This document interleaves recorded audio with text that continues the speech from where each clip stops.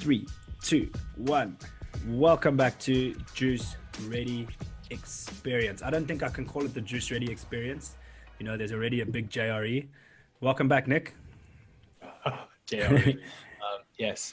Now, there's an interesting person to speak about, even though it's not what we're talking about today, but he's very interesting.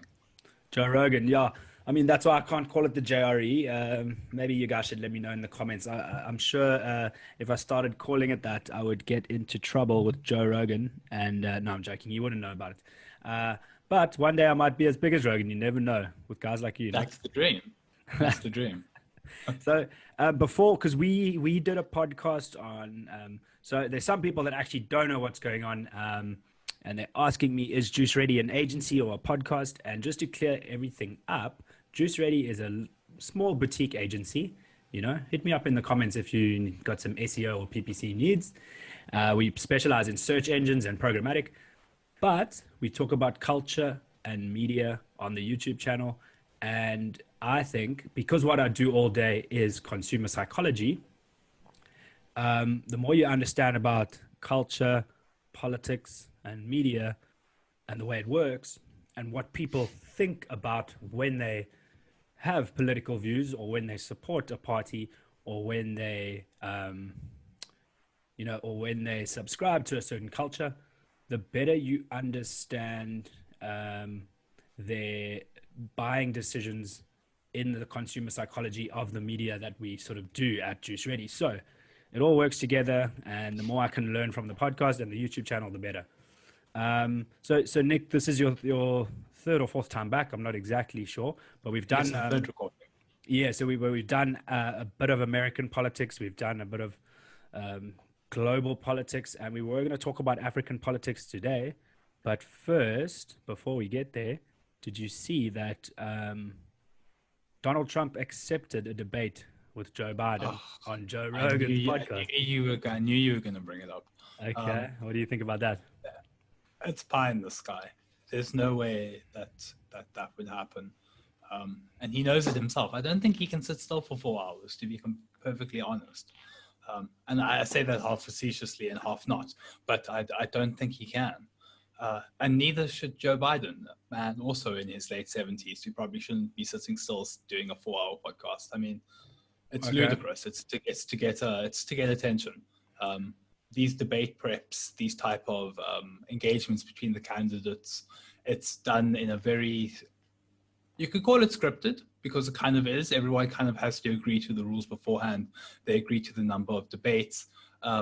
Trump wanted more debates, Biden wanted less. They agreed on the middle ground, which is the traditional 3. The fact that they could even agree on something like that at this stage is amazing. So it's a publicity stunt. Okay, yeah. No, I mean, I agree. And I think that Joe Biden's too old to do the job. I'm sorry, I just do. I am a... Both of them shouldn't be candidates, but that's where we are. No, pardon me. No, I really think Donald Trump shouldn't be a candidate at all because he's a pathetic human being. But I just think Joe Biden's just over the hill a bit. But those are the options. Those are the options, unfortunately.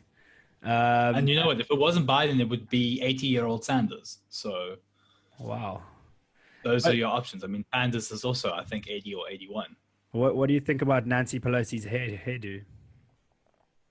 It is what it is. Okay. She could gain. She should gain some weight though. She is looking a little bit. If you look at photos from when she first came into being House Speaker the first time in 2006, she looked a lot better then than she does now. But then again, that was 14 years ago. She's 80 years old now. How dare you?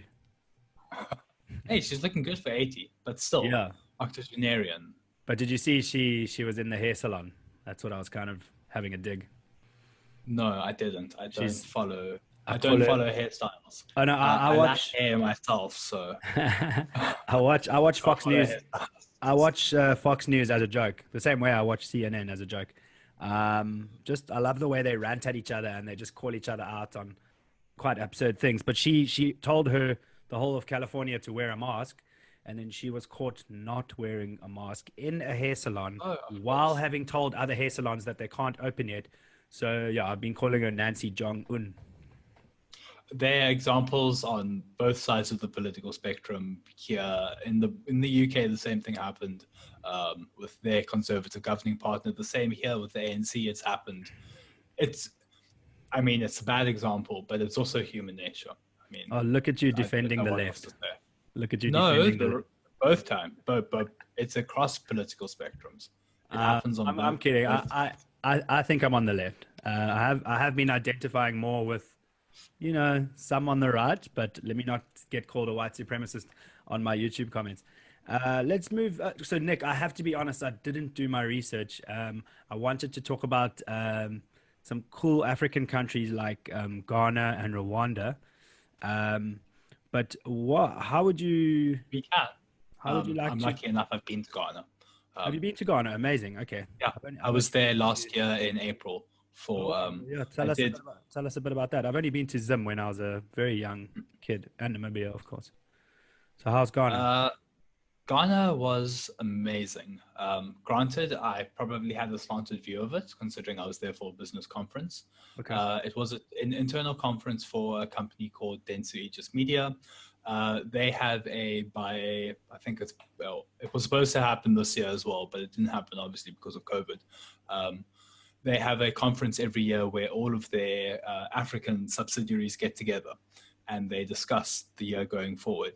And essentially, because the organization's so big, they need to get the information that's at the conference to the entirety of the staff. So we essentially recorded the conference, did interviews for the conference, a whole bunch of internal production for that company regarding their internal conference for the entirety of the sub-Saharan African region. That was a week-long thing. We were mostly at a hotel because the conference was at a hotel, but it was right in Accra. We were right on the beach. It was really stunning. Okay, and Yeah. what is Accra's the capital. yes, Accra is the capital. I have worked with Dentsu Aegis before, but not directly. When I worked for Mark One Media, I was the search marketing guy, and they worked with the programmatic team. So Dentsu Aegis was sort of working with the display guys, and girls, sorry.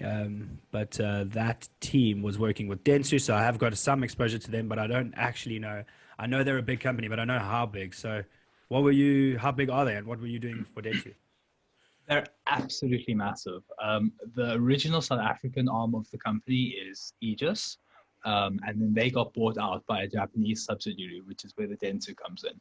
Yeah. And essentially, they operate as the African and Middle East arm of that company in regards to marketing, social media interactions, anything new media related, as well as old media related, but they specialize in new media. That's who they are. And yeah, I still do ongoing work with them. We were supposed to go, obviously, this year again in April. It was going to be somewhere in East Africa, but COVID matters. It didn't happen this year, unfortunately. So, but new media, so I do like search engines. Is it copywriting? I assume it would involve influencer engagements, Okay. general engagements on social media, SOE optimization, just general PR on the internet. Oh, you mean SEO optimization? As well. It's they're a global corporation. They jump across everything. No, but why? So I'm asking because I heard you say SOE, and I thought of the state-owned enterprises, but we'll come back to that. Oh, did I say SOE? I meant SEO. No, that's cool. No, I'm trying to understand why you were involved with Dentsu. I was just doing the internal production for it. Okay.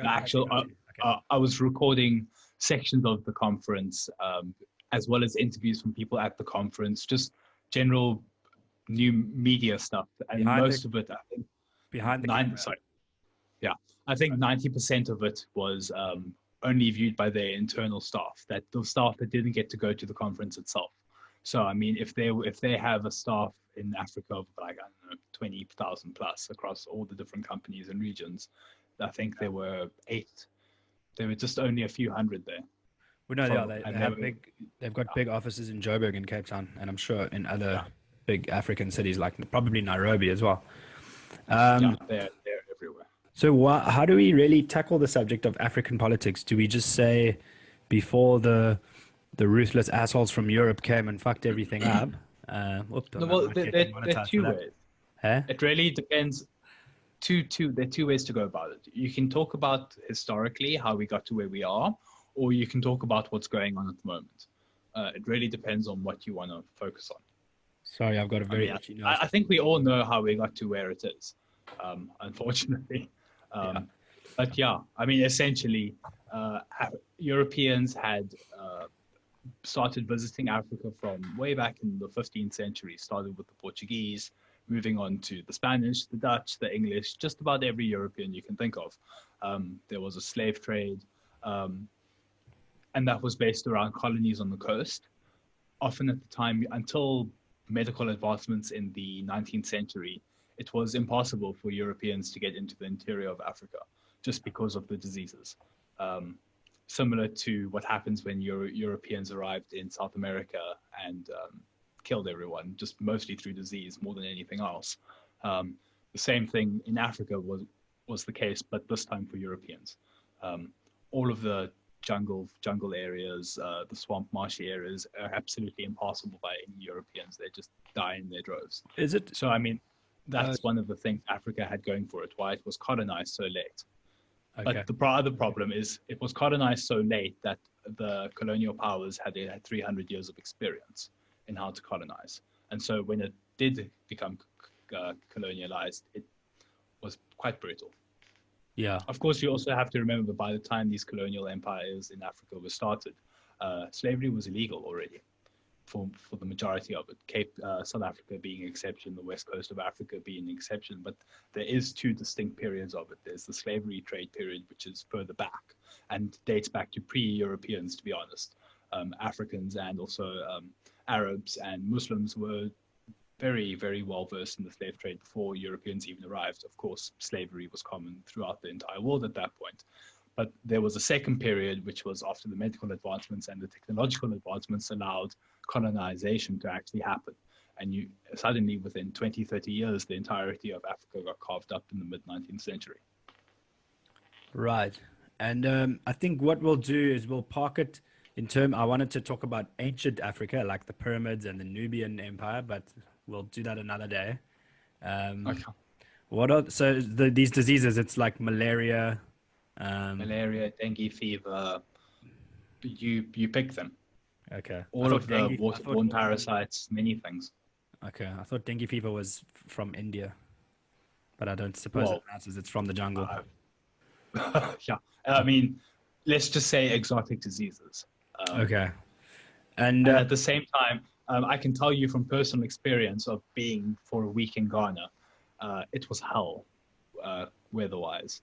I can't quite explain the humidity. You think Durban's bad, take Durban and times it by 1,000. You cannot be outside in the sun for more than 2 minutes and you're soaking wet in a way that as if you're being in a shower permanently. The humidity and the heat is so oppressive that it actually, by the end of the day, you struggle. I would get to 4 or 5 o'clock in the afternoon, and even though you're only outside for maybe 2-3 hours in the day because of the conference, it's physically exhausting. And I would see all of the local Ghanaians, and it's completely normal to them. They do feel it, but they're completely adapted to it in a way that it would take me months, years to adapt to. I remember I came home to Cape Town and it was a cool autumn day with rain. And I was like, oh, this never leaving, never take me away, please. It was quite an unbelievable experience in how I'm not designed to be in tropical West Africa. Yeah, amazing. So I think for me, it's the colonization is.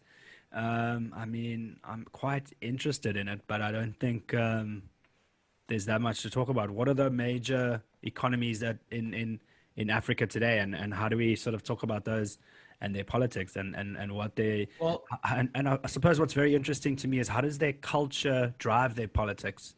And I think Rwanda would be a good country to talk about in terms of that.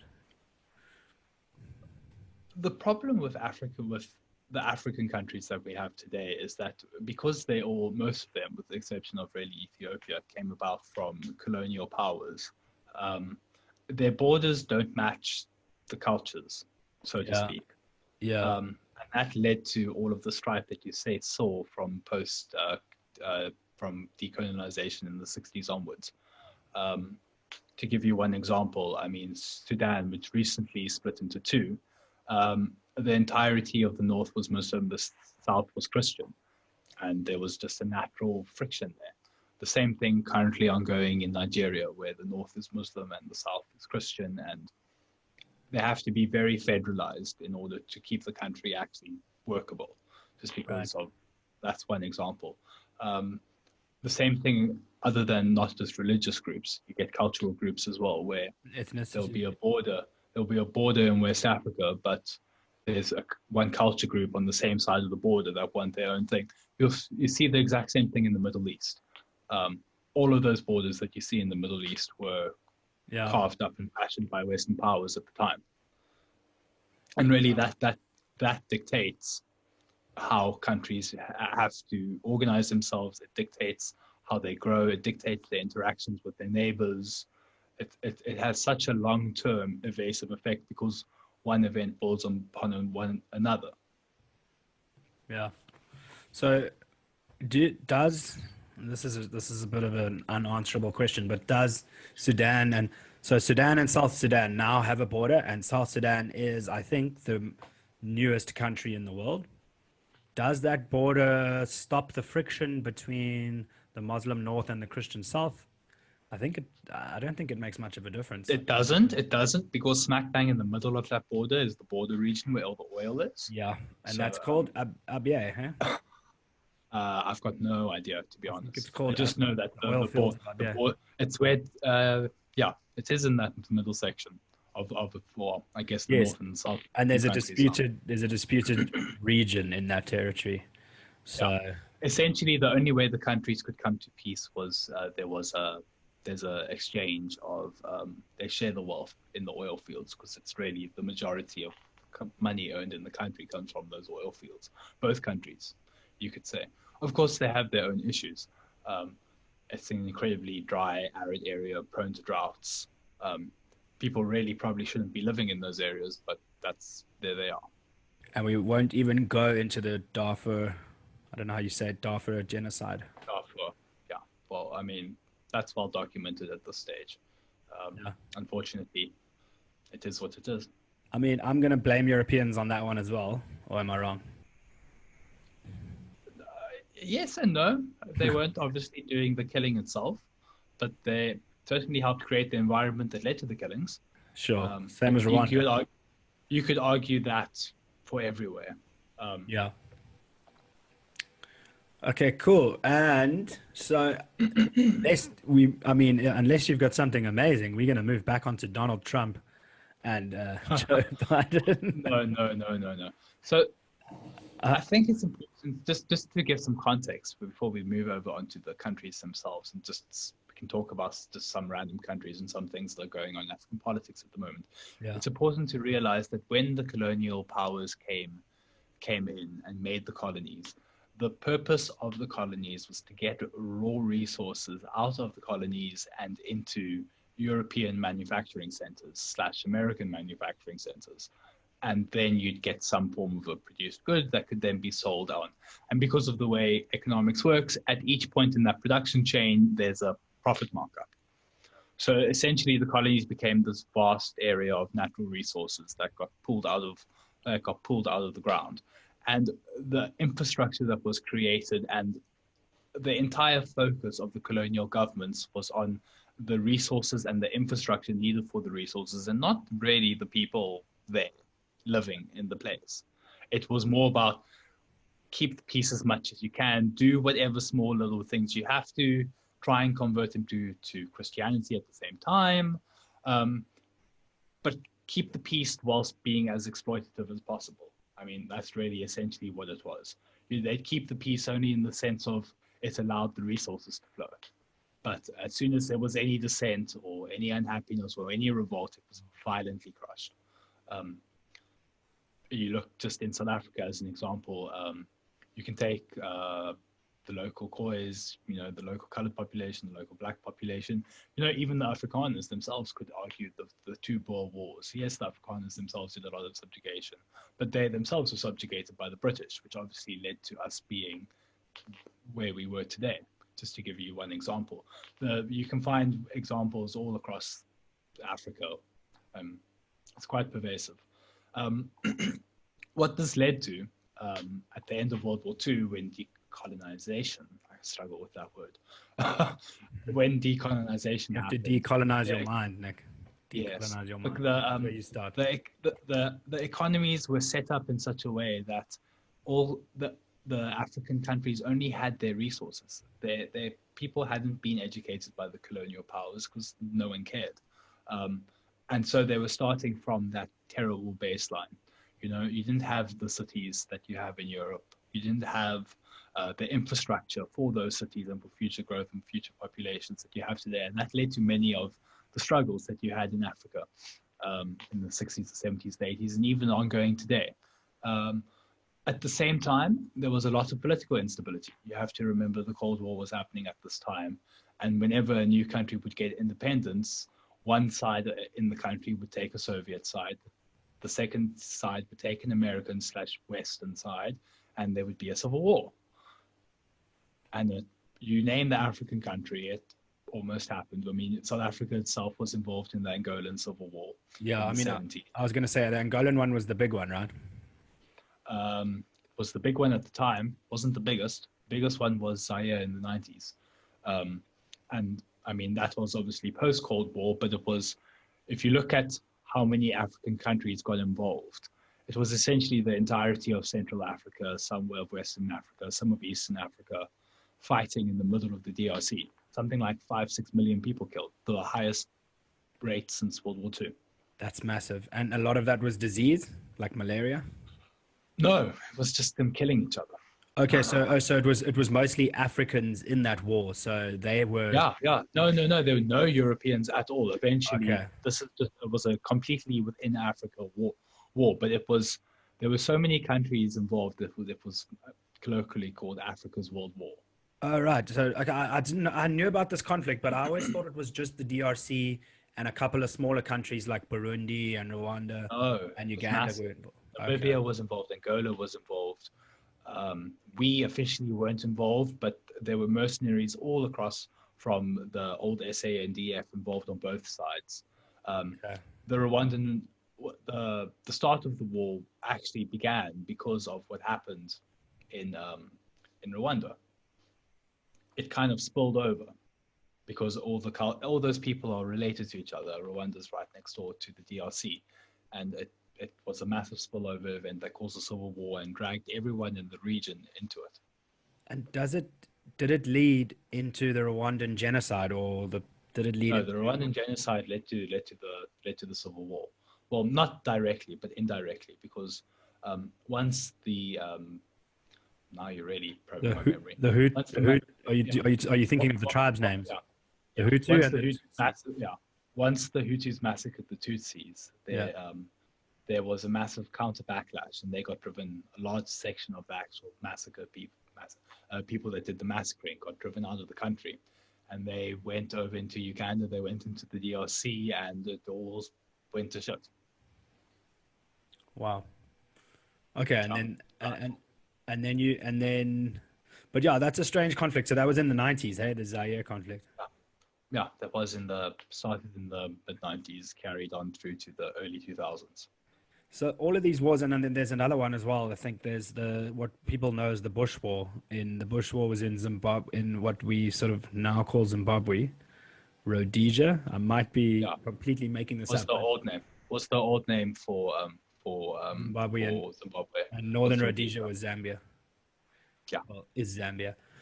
Okay. Yeah, Britain, of course, because Britain had a colony starting in South Africa, going all the way up through Central Africa, through Zambia, over into Tanzania, Kenya, all the way up the east coast of Africa. It all used to be British. So, I mean, all of those conflicts were former British colonies. Of course, we got involved ourselves in all of them. Okay. Well, whether officially or unofficially, we were definitely involved.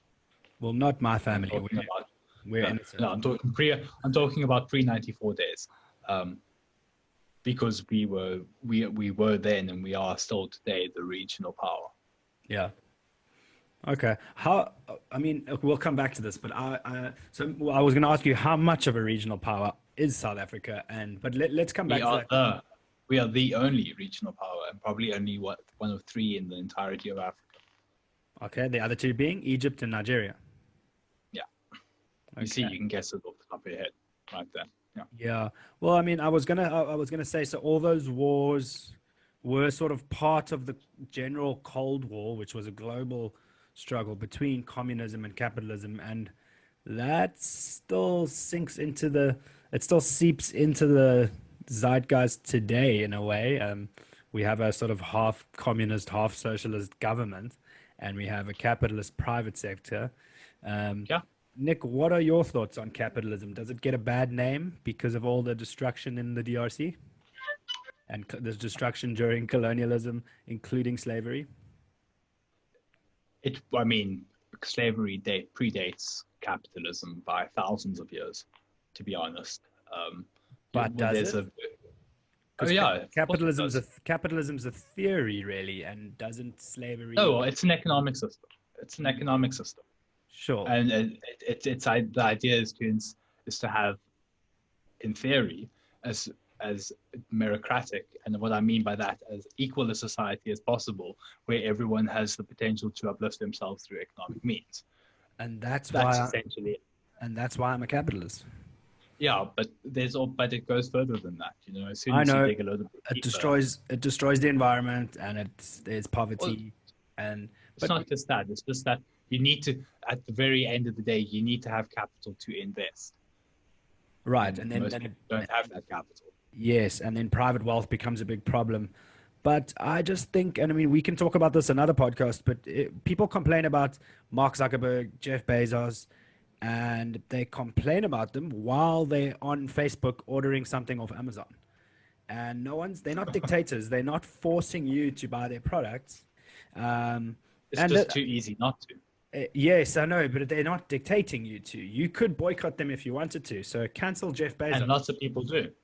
Lots of people do. I mean, on principle, people do. But on principle, I'm a free market guy, and I get a lot of shit for that because, I mean, I'm a liberal and I'm on the left, but I'm just not a communist. And I'm being told, no, you have to choose. And I'm like, no, you don't. I'm a free market guy.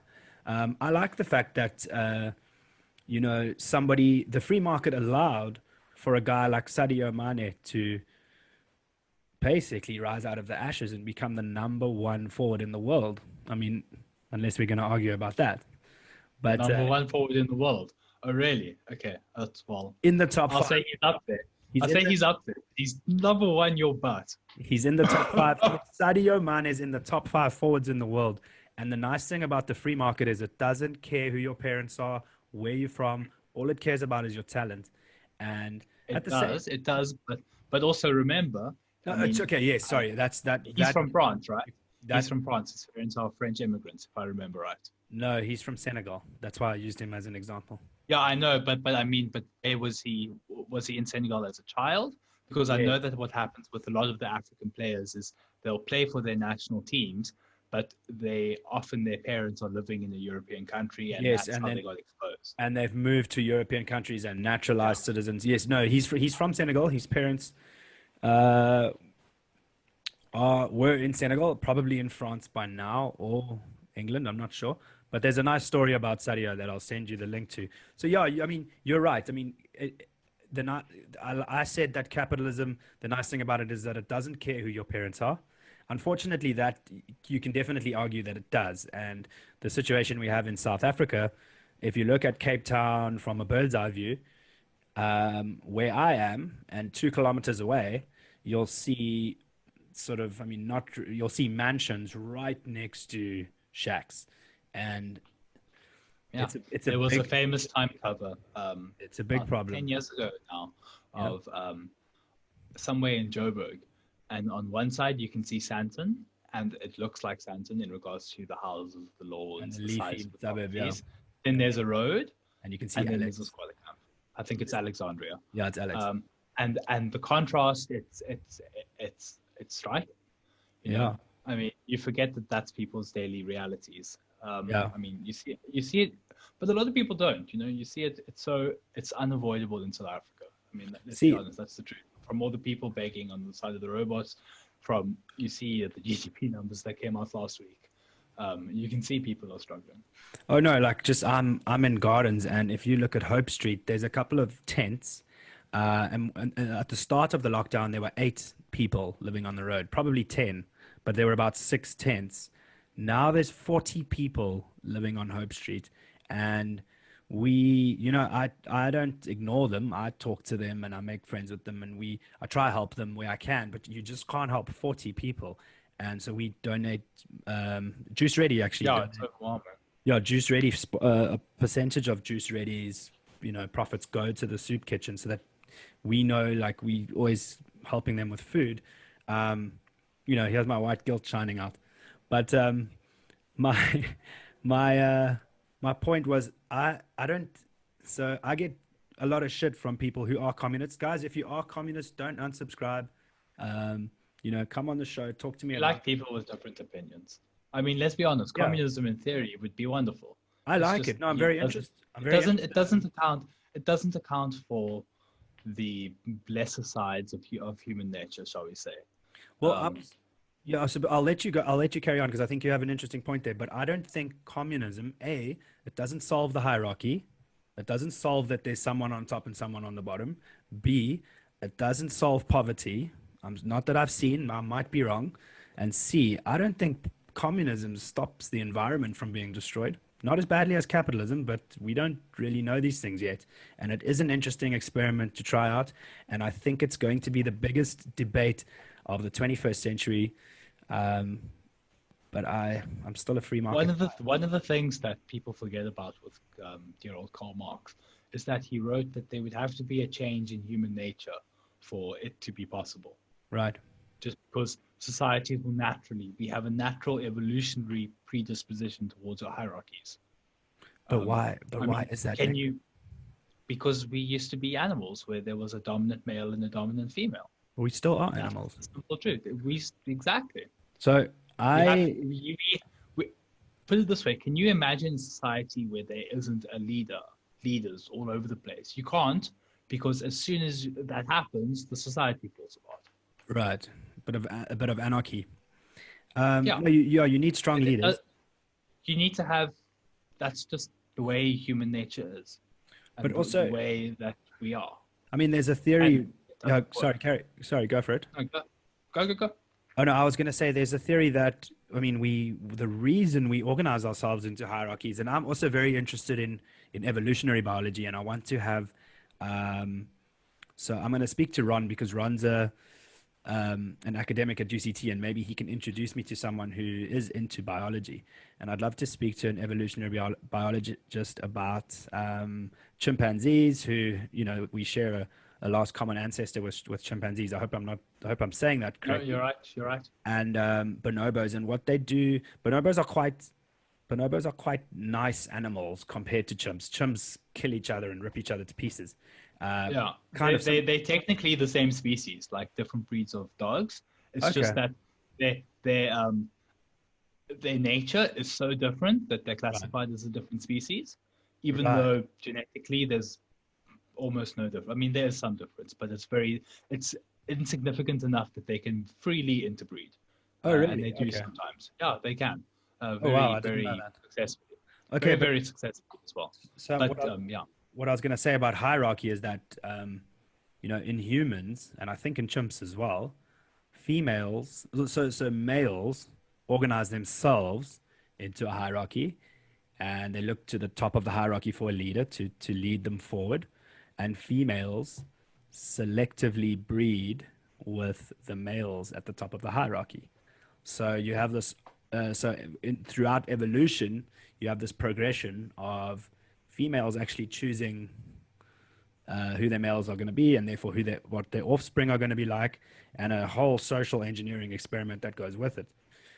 So, you don't want to be the guy at the very bottom of the hierarchy. So, And that's To be where honest, we are now. the, So this is where we find ourselves, and we're stuck in between sort of capitalism and communism, and we aren't sure what's right and wrong, and everyone's arguing over it, and it becomes a right and left thing. And Nick, this is why you're on the podcast. We need you to lead us and solve this crisis for humanity. no, well, if I could solve it, I'd be the president of the world. But Well, as you you're can not there see, yet. many countries, there's no even president of the world yet.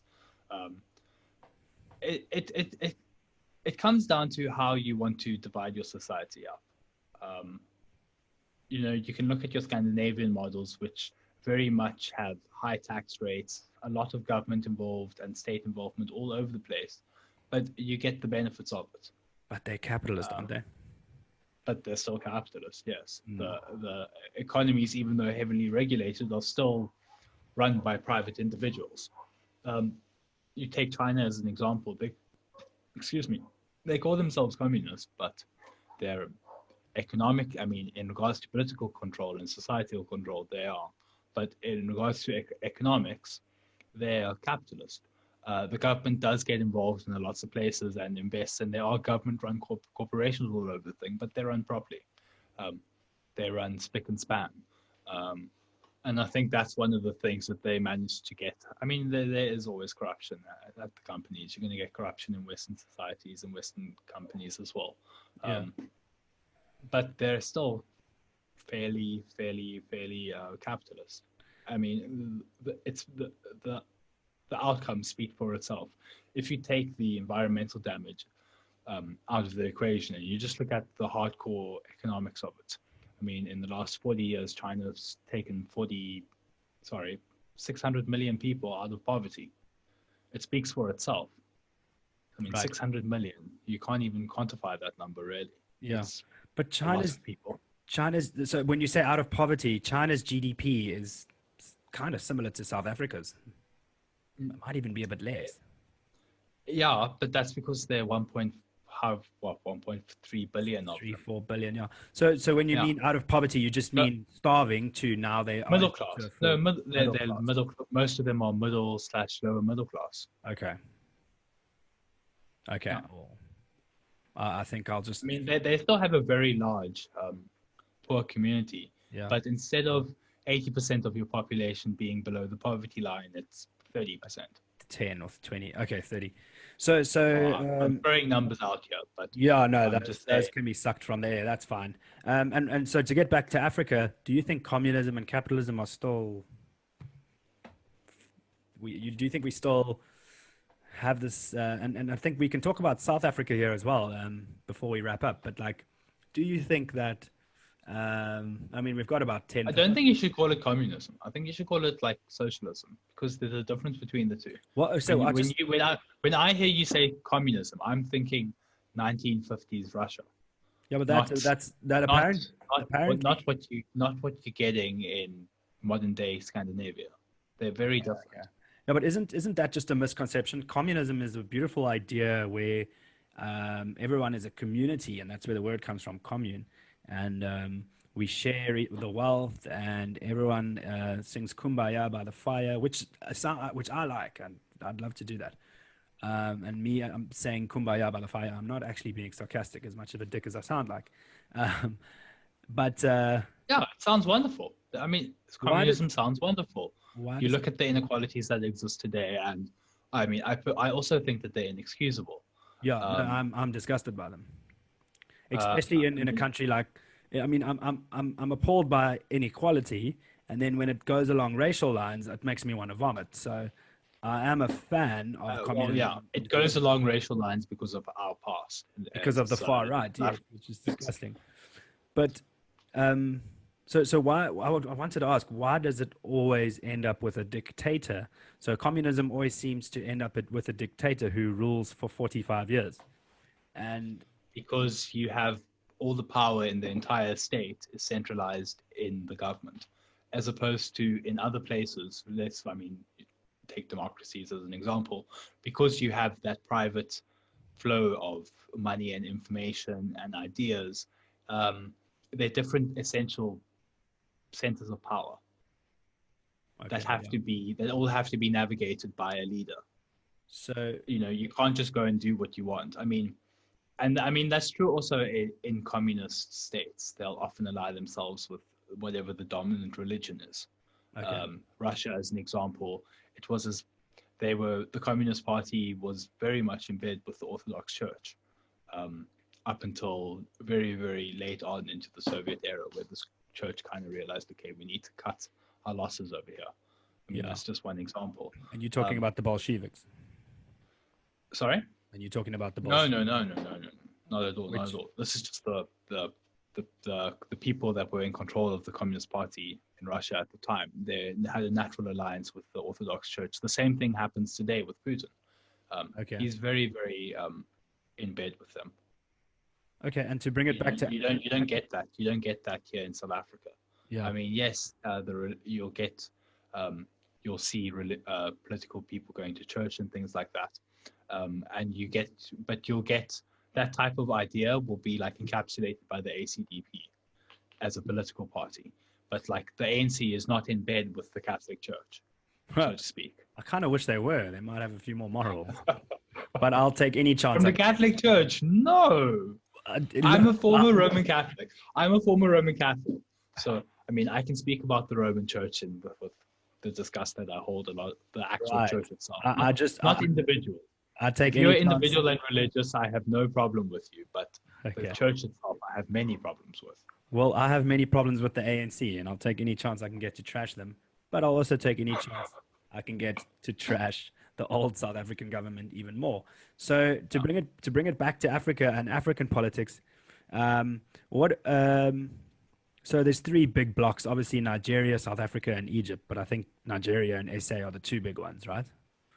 In terms of economic It hubs. fluctuates. No. Egypt's just as big as us. Whoever's the biggest kind of fluctuates between the three countries according to what's happening relative to their currency's price to the dollar. Okay. If oil is doing well, Nigeria is number one. Okay. If oil is doing well, then it's either South Africa or Egypt. It switches and changes according to the exchange rate. Okay. And where do you see South Africa in 10 years, Nick? I don't know, and that's the scary part as a South African. Everyone knows our problems. Between both corruption, people getting tired of the corruption, as well as the day-to-day issues. Just looking at like Eskom power issues, etc., etc., etc. I think that Cyril and whoever's after Cyril really have to hit home runs for us to get back on the right course. Does the ANC win the election in 2021? Is that when the next election is? Yeah, I think so. No, it could be. It's 2022. Yeah, somewhere. It's in the next 2 or 3 years. Wait, I'll do it in my head. It's 2024 is the next election. Oh, is it? Okay. Does ANC win the election? We voted in 2019. Right. That obviously, as per our very first discussion, depends on the electoral changes that happen, as well as the ANC's performance in the next few years. I think as long as Eskom is the way that it is, we're not really going to have an improved economy or a growing economy. In regards to the idea of 3-4% growth is a pipe dream at the moment, and just frankly, never not going to happen until we fix Eskom. And until we fix Eskom, there are possibilities for them to lose it. They piss off enough people get cutthroat, to use the term of the current situation. It could happen. It's unlikely, but never say never. I mean, you see the election of all those people that I don't like. Who knows what happens if they keep on underperforming. Who's the people that you don't like, Nick? Are you talking about the EFF again? No, the EFF will continue to grow in power. In regards to their percentage of parliament seats, as long as the country is as it is right now. It is as unequal, yeah. And you know what? I think people call me crazy, and also, I mean, the EFF might petrol bomb my windows, but I think that Julius Malema he has one of the most important messages that any South African politician has. The land needs to be distributed to the people again, and it's a really important message, but then he ruins it by acting like a racist asshole. And some people say he can't be racist. It doesn't work like that. But I mean, a lot of He is. kind of Well, is. I don't think he personally himself is racist. I Yeah. think that a lot of what he advocates gets taken to levels that it becomes racist. Yeah. Anyway, he's an interesting I mean, character. I've met him. I've met him personally Oh, cool. twice. Nice He's guy.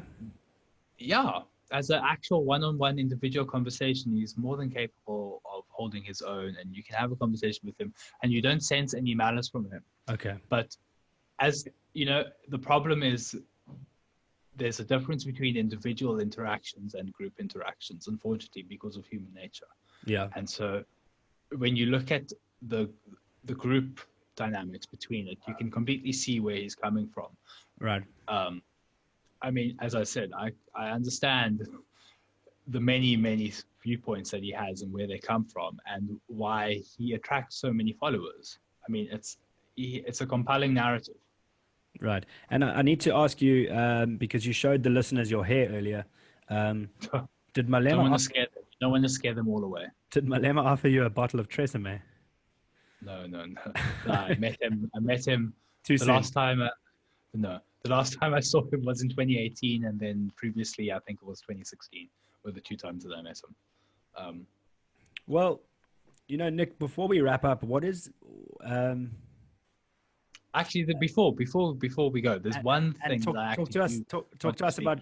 Yes, but also talk to us about Rwanda's constitution. Do you know about it? We can save that for next time if you want. I do not. Okay. What about the constitution? Well, I'll have you back on because if you would be so honored as to be my guest again, I mean I would be so honored to have you as my guest again. But I need to do a little bit of research myself. But apparently Rwanda has a very strong constitution, similar to South Africa's, because both countries come from a very turbulent past. So they have a very strong sort of Bill of Rights that they try and stick to. And it's very interesting. I want to do some more research on that. Sorry, I cut you off. What were you going to say before we wrap up? Well, just on Rwanda, Paul Kagame, he's viewed by his detractors as a dictator in waiting. He's been in power, charge of Rwanda for nearly 2 decades now, and he's done amazing things economically, regardless of where you stand on him politically. Rwanda has become really one of the economic powerhouses of Africa, especially when you look at their size. They're growing very vast, very well. They're pouring money into infrastructure and human investments, human HDI, Education. all the things that make your population more capable of doing things in the 21st century. And it's been done by him. So cool things to him. The one thing I do want to mention is a potential flashpoint in Africa. In regards to conflict, and that's currently actually happening right now between Ethiopia, Egypt, and Sudan. Ethiopia is building I think it's the world's 7th or 8th largest hydroelectric dam. It's to do with water. Thought so. Yeah, they're building it on the Blue Nile, which is one of the tributaries of the Nile. The Nile River has two sources, one from the Great Lakes of Africa, which is the White Nile, which flows through Sudan. And then you have the Blue Nile, which flows through Ethiopia. And they meet, by the way, at the capital of Sudan, in Khartoum. The two rivers meet, which is why Khartoum is where it is. Why is it called the Blue and the White? I have no idea. I honestly, I've got no idea. Maybe the color of the water. Now, maybe. I know that the Blue Nile accounts for the vast majority of the Nile's actual total volume of water and its silt content. And that's why both Sudan and Egypt are so upset. Because obviously it's going to take, if you think of it geopolitically, the entirety of Egypt exists and has existed since civilization began because of the Nile. The entire country is based along the Nile, and everything from a few kilometers from the banks of the Nile onwards is desert. Yes, I think 97% of the population lives on 4% of the land in Egypt. Yeah, they all live along the Nile. And it's a big country. It's actually more people than South Africa, Yeah, they're close to 100 million people in Egypt. 90 odd. You know, if Ethiopia gets too greedy or the amount of water that's taken is too much, Egypt will most certainly take military action just because when your population is starving or from lack of crops or dying from lack of proper drinking water, you're going to have issues. I mean, Egypt's had a very tough decade, but they will most certainly not let it continue. But and Ethiopia has never been. I'm not saying they're going to bomb the dam or go to war, but I'm saying There'll be tension. The escalation options are there. Right, and but I mean, if you look at it from the Egyptian point of view, it's justified almost. Yeah, surely. I mean, in a way, I would think it's justified. But what can you really do? Because they can't really put sanctions on a country that has geopolitical power over their water. They can't really go to war because they would cause too much. Well, they could, if it gets bad enough. If it gets bad enough, they would. Let me put it that way. They will. And if it gets bad enough, but it won't get that bad. Because it's in everyone's interest not to. People will get involved beforehand. I'm sure they'll come to a diplomatic solution. And also, I mean, Egypt obviously has a much larger army than Ethiopia, but Ethiopia has never been beaten in a war. Did you know that, Nick? Well, yes and no.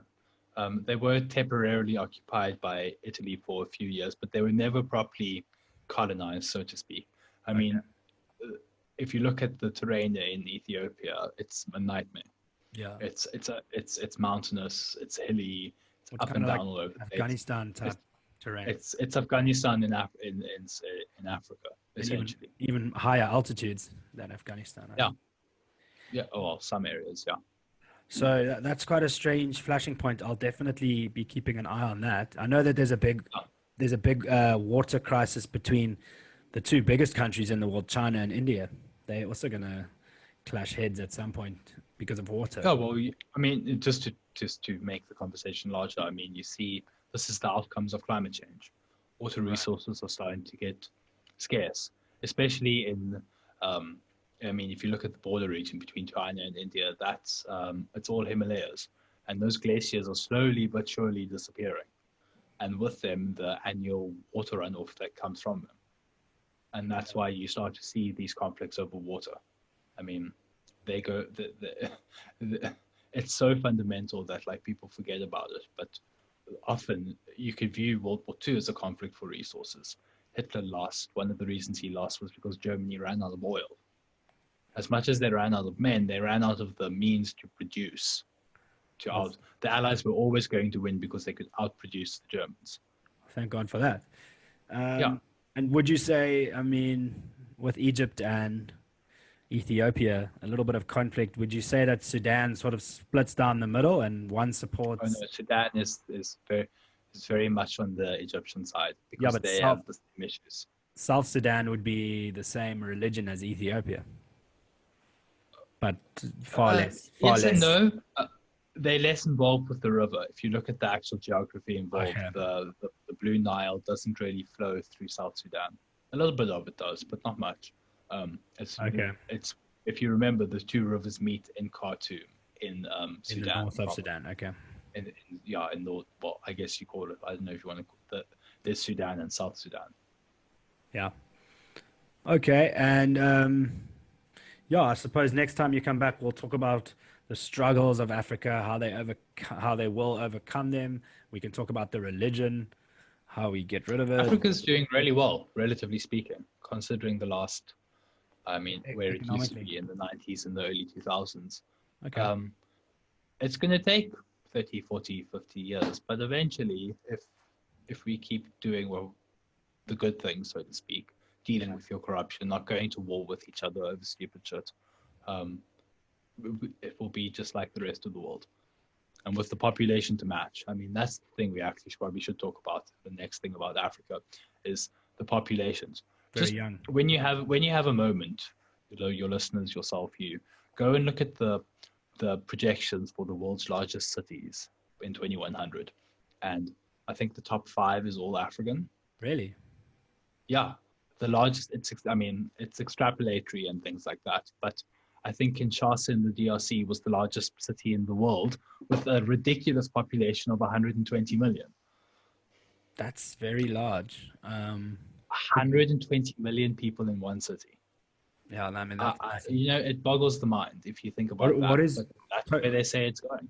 what is Tokyo? I think Tokyo is 30 Tokyo million. is somewhere between 30 and 40 million at the Yeah. moment. Cairo is between 15 and 30. Yeah, Mexico City is also up there at the Mexico moment. City's massive. New York's massive. London's massive. Well, actually, they're not by relative standards. Not. I mean, they're big by our standards, and they still play an outsized role in the way the world works.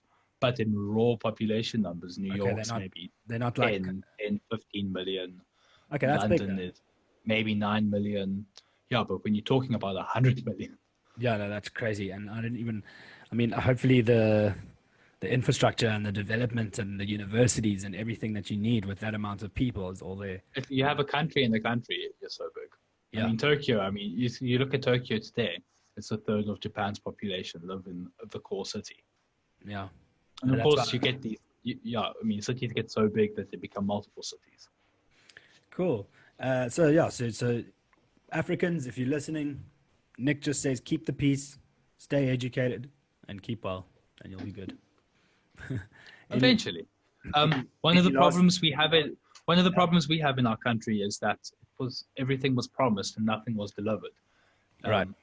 You could go back in time to the mid 90s and say, okay, your guys' lives is not going to improve for the next decade or two, but your kids' lives will always be better, and your kids' lives will always be better. You see, And taken the long-term approach, but yeah. here And we are. people are generally happy with that. If you are to tell people, like, I can be dirt poor, and if you tell me my kids will have a better life than me, I'll kind of settle for that and say, okay, well, at least there's that. And that's one way. Yeah, but remember, this is one of the weaknesses with democracies because you have to win the next election. Right. In China, they just don't give a damn and develop the place and knock it all down. And I mean, you can get into the morals and ethics of that. That's a whole different conversation. Well, But at the end of the day, they do what needs to get done so that the people are uplifted out of poverty. Because okay. the only reason the Chinese Communist Party maintains the power and the control that they have over, I'll say it again, 1.4 billion people, is because they've managed to prove, look at what we can do economically. Right. Put your faith in us, and your kids will live better lives, and they've proved it so far. Well, if you are Han Chinese, if you're a Uyghur, that's different. Yes. Oh. Sorry to stain your beautiful conversation with that. No, it's But true. I mean, you next can't time- ignore what they're currently doing to Yeah.